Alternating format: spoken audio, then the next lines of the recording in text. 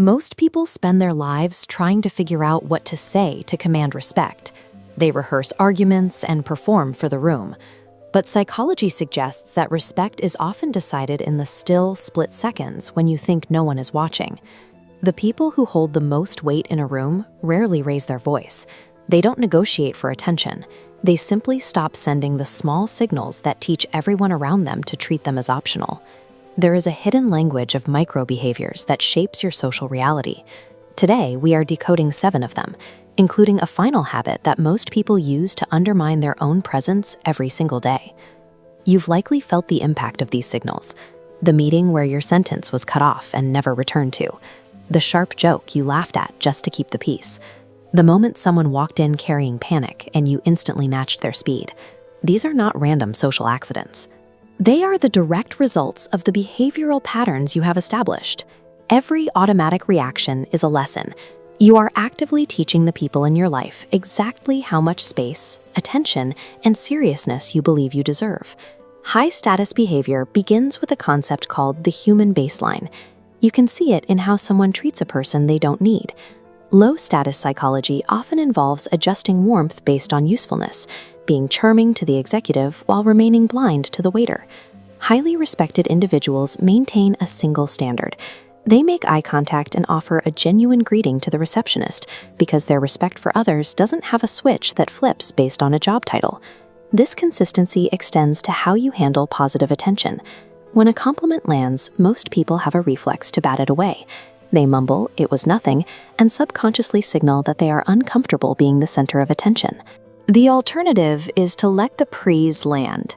You pause, accept it, and say, "Thank you, that means a lot."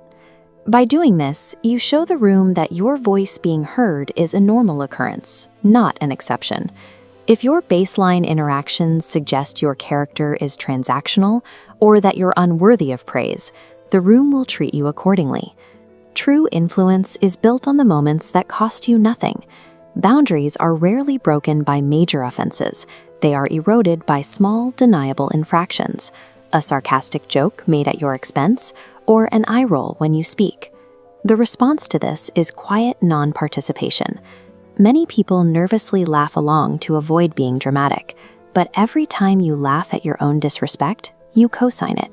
You are telling the person that their behavior is acceptable. Instead, you simply withdraw your energy. You let a brief silence sit. You offer a small, calm half-smile that doesn't reach your eyes, then move the conversation forward. This forces the other person to recognize the shift in the room's energy. You see the same dynamic with interruptions. Abandoning a thought mid-sentence when someone cuts you off teaches the group that your words are a lower priority than anyone else's. To counter this, practice calm continuity. Let the interrupter finish, then pick up exactly where you left off. As I was saying, you aren't fighting for the floor, you are simply refusing to abandon it. Emotions are often contagious. When someone enters a room in a frantic, panicked storm, most people instinctively match that energy. They think matching the volume and speed shows empathy, but it actually signals that their emotional state is easily hijacked. You can choose to be the anchor instead. When faced with panic, intentionally drop your vocal register. Speak 1 beat slower. Take a breath. Tell me what happened. You are absorbing the chaos without reflecting it.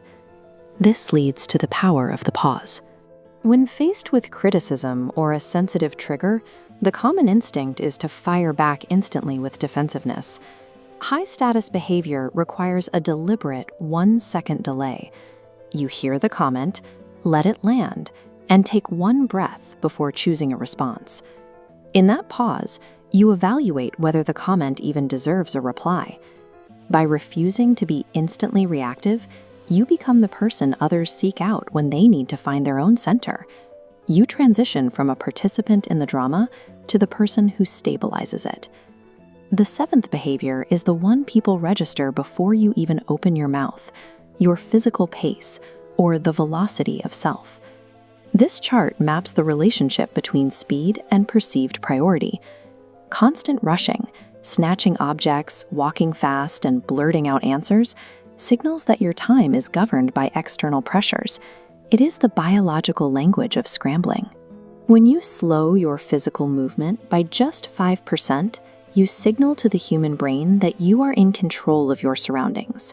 Placing objects down deliberately and allowing for small silences suggests that your actions are driven by choice rather than reaction.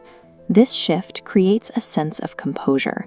When you stop rushing through your own presence, the world naturally assigns more weight to your words and decisions.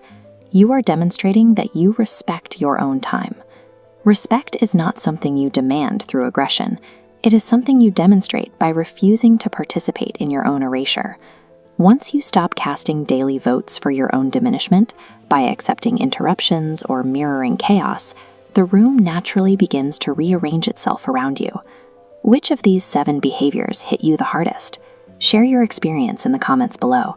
And if you're ready to master the psychology of human nature, subscribe to Brain Library. True power is quiet. The way the world treats you is a reflection of how you treat yourself when no one is watching. Stay focused and keep building your library of mind.